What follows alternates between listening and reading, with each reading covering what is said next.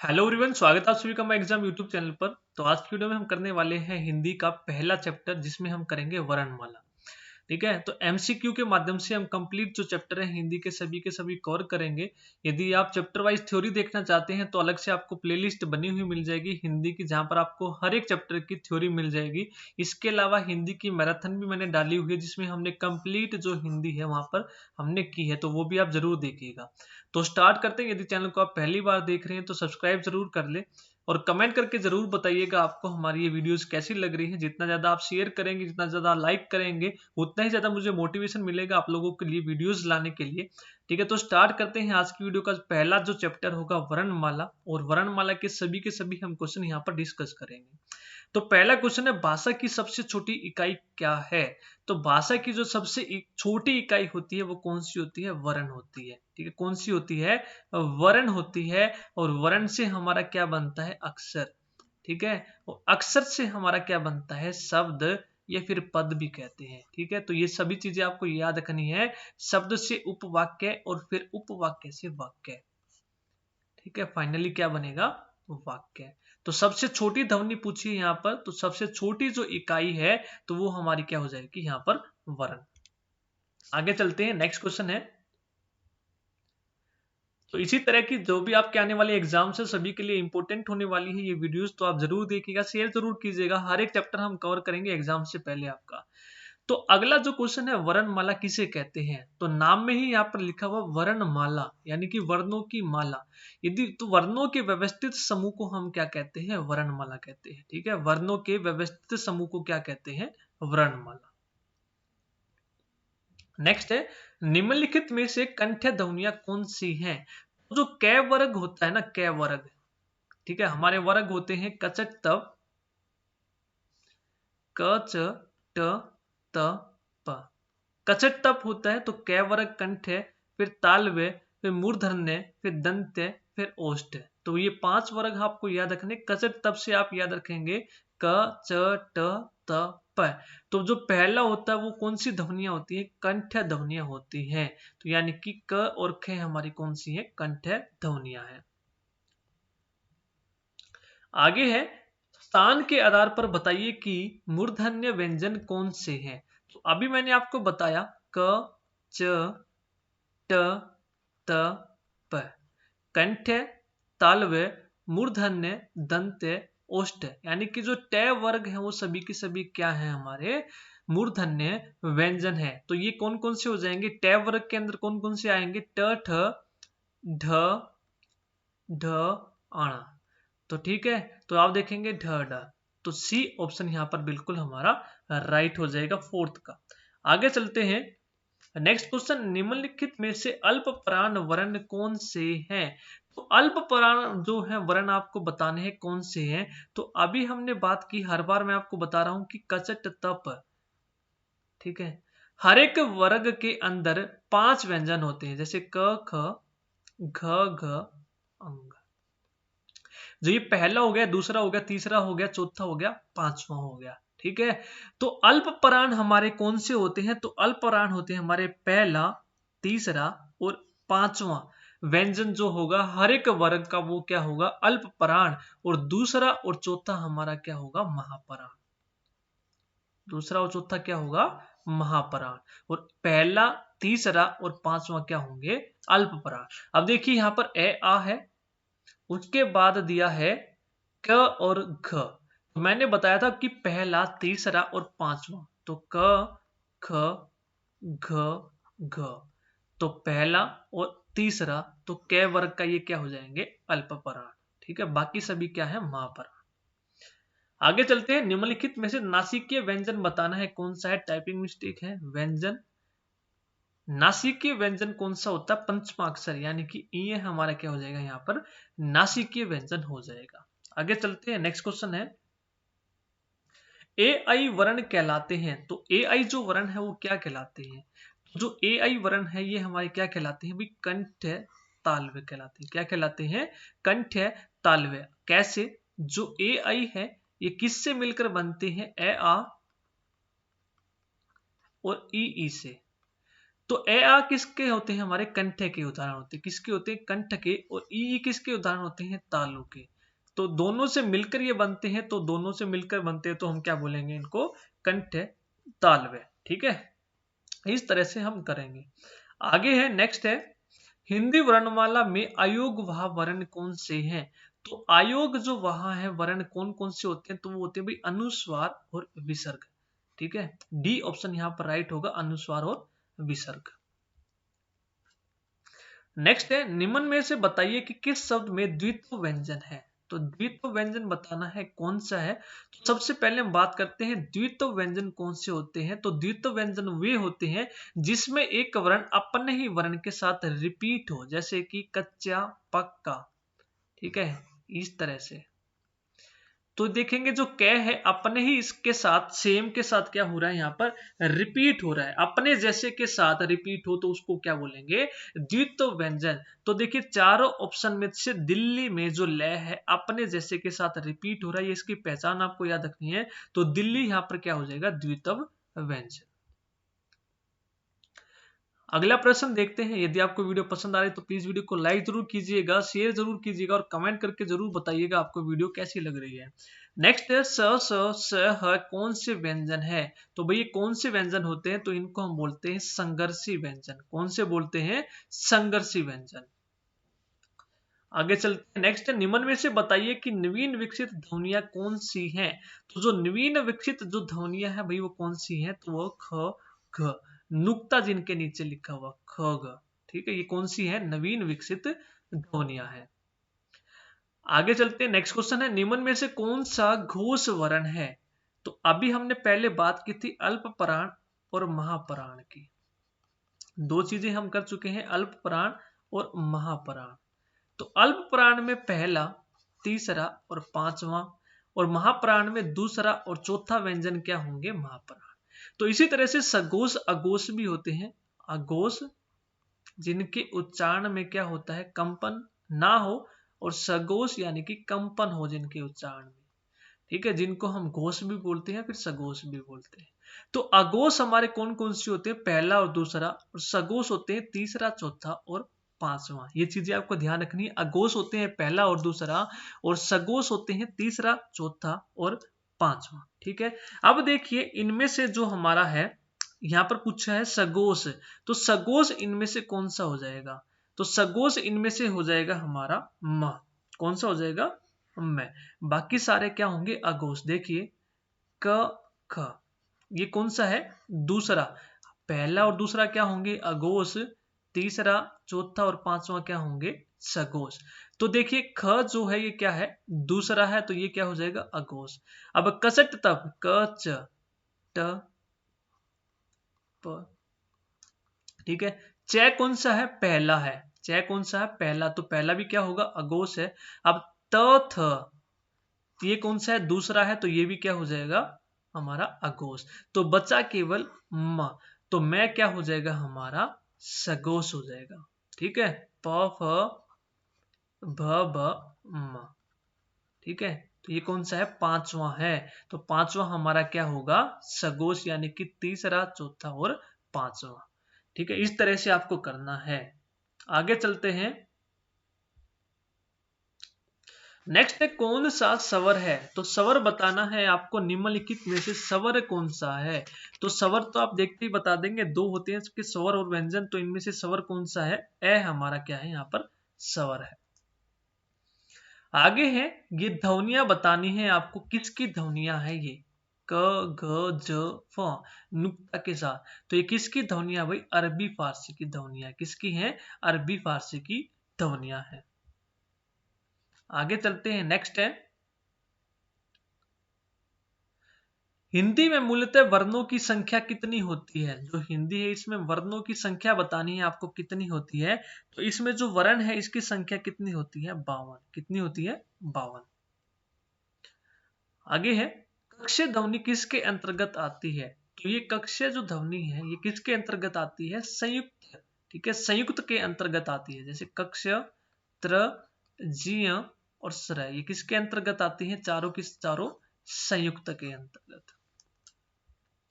आगे चलते हैं, नेक्स्ट क्वेश्चन देखते हैं, नेक्स्ट है हिंदी शब्दकोश के कक्षय का क्रम किस वर्ण के बाद आता है। तो जो ये कक्षय है भाई, कक्षय किससे मिलकर बनता है आपका क और स। तो किसके बाद आता है ये, क के बाद आता है। किसके, क के बाद। आगे चलते हैं। नेक्स्ट है जीय वर्ण किस वर्णों के संयोग से बना है। तो किस वर्णों के संयोग से बना है, तो जीय बना है आपका भाई ज और ई से मिलकर। तो ये आपका आंसर हो जाएगा जीय। नेक्स्ट है अघोष वर्ण कौन सा है। अघोष वर्ण बताना है। तो अभी हमने डिस्कस किया था पहला और दूसरा कौन सा होता है हमारा अघोष, तीसरा, चौथा और पांचवा व्यंजन क्या होता है हमारा सघोष या फिर घोष। तो अब देखिए इसमें भाई पहला और दूसरा कौन कौन सा है, तो वो हमारा क्या हो जाएगा यहाँ पर अघोष हो जाएगा। तो यहाँ पर इसका जो आंसर हो जाएगा, देखिए अ है ये भी नहीं है, झ है ये भी नहीं है, उसके बाद है ह और स। तो जो स है ये हमारा क्या हो जाएगा स। यहां पर आंसर हो जाएगा स। ठीक है, बाकी सभी के सभी क्या है यहाँ पर सघोष है।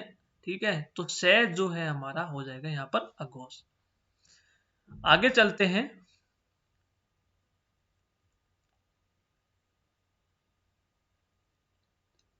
नेक्स्ट घ का उच्चारण स्थान कौन सा है। तो जो घ है इसका उच्चारण स्थान हमें बताना है कौन सा है।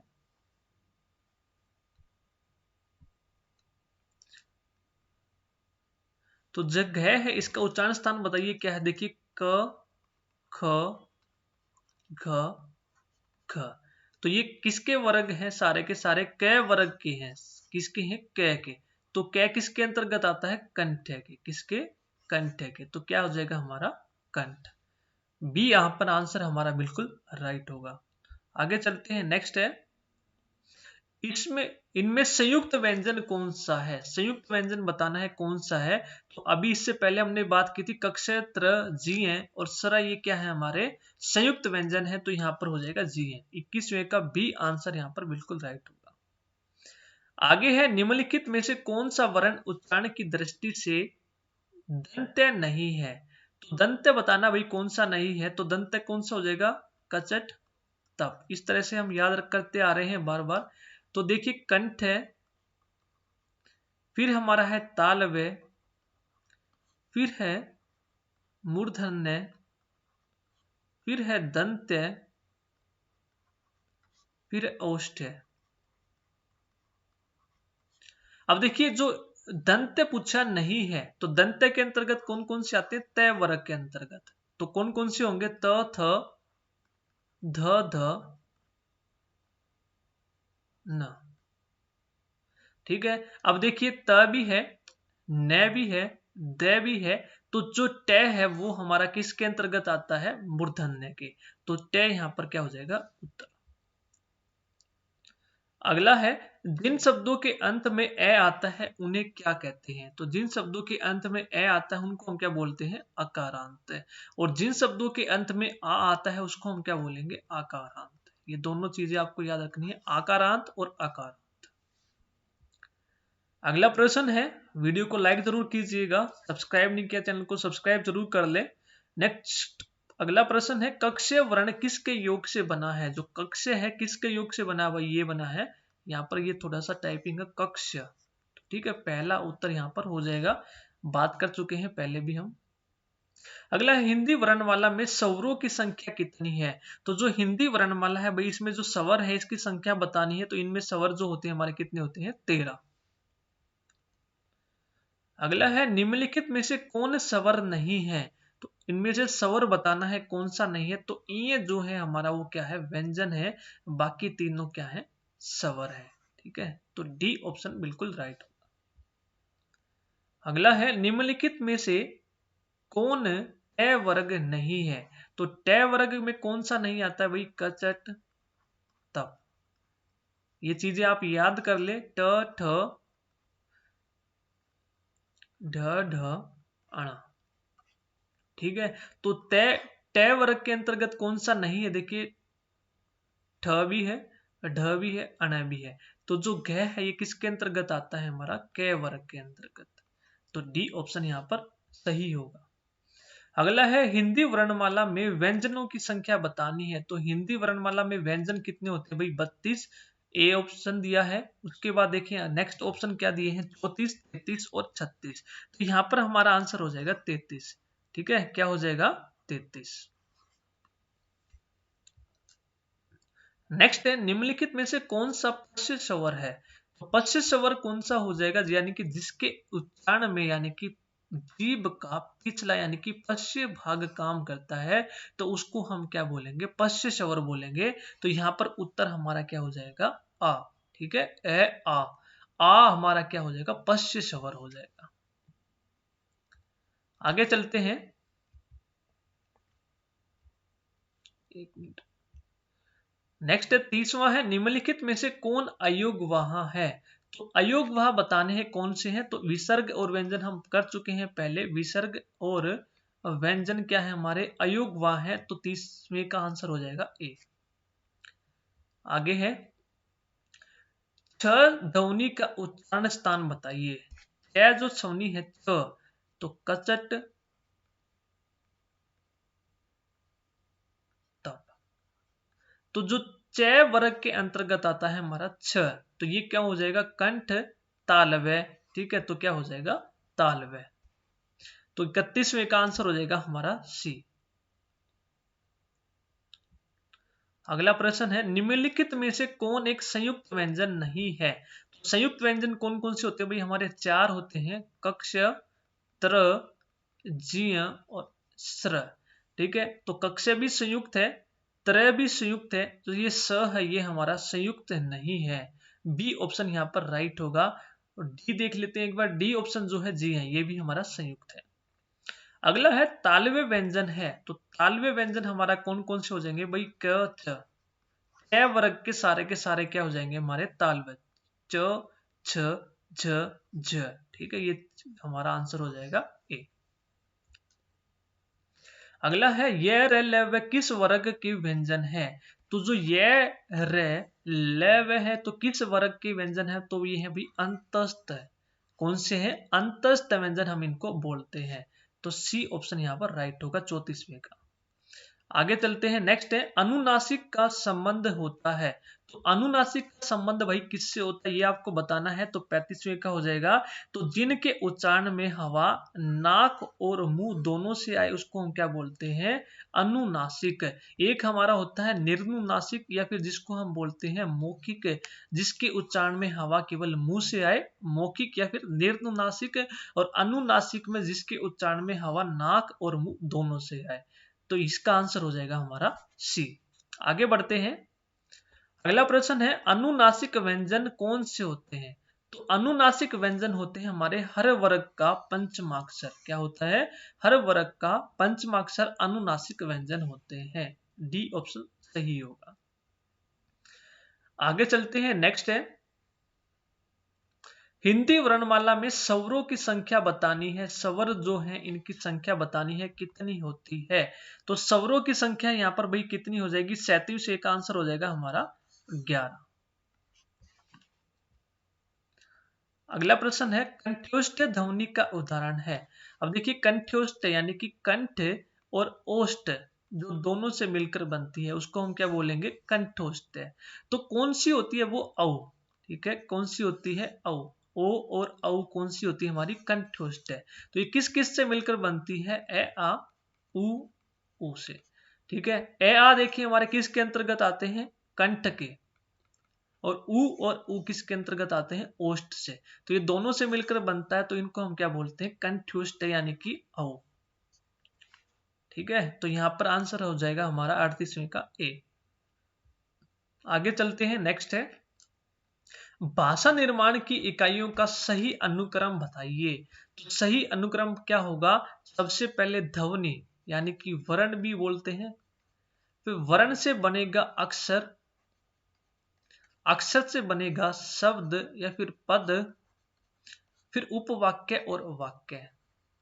तो अब देखिए इसमें से कौन सा दिया गया है। तो 39वें का हो जाएगा हमारा ध्वनि। अक्षर यहां पर नहीं दिया है, ध्वनि के बाद शब्द, पद वाक्य। तो क्या हो जाएगा हमारा डी उत्तर यहाँ पर बिल्कुल सही होगा।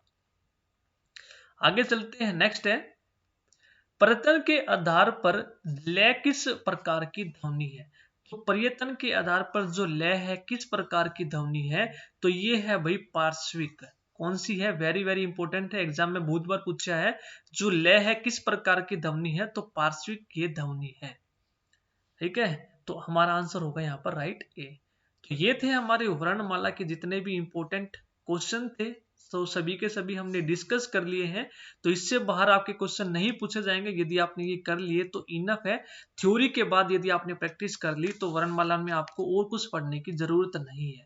ठीक है, तो आज की वीडियो में इतना ही। यदि वीडियो पसंद आई तो लाइक जरूर कीजिएगा, शेयर जरूर कीजिएगा और कमेंट करके जरूर बताइएगा आप लोगों को वीडियो कैसी लगी।